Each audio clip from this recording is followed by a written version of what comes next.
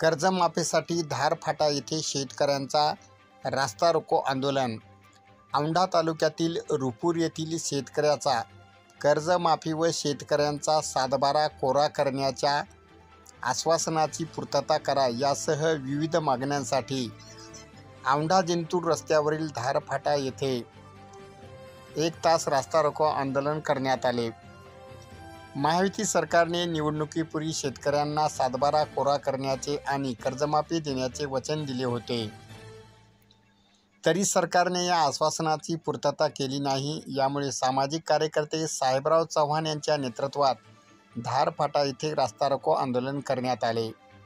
या रास्ता रोको आंदोलनात शिवसेना ठाकरे गट तालुका प्रमुख ज्ञानेश्वर उर्फ माऊली झटे व रिपब्लिकन सेना युवा प्रदेशाध्यक्ष किरण घोंगडे, सामाजिक कार्यकर्ते साहेबराव चव्हाण, ॲडव्होकेट बाळासाहेब मगर, बबनराव विघारे, माऊली मगर, विजय सांगळे, विशाल सांगळे, रोहदास चव्हाण, गणेश राठोड, परमेश्वर राठोड, संजय गीते, शेख कदीर यांच्यासह शेतकरी सहभागी होते।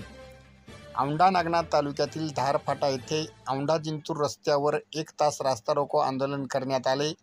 आंदोलन संपल्यानंतर नायब तहसीलदार प्रवीण ऋषी यांना निवेदन देण्यात आले।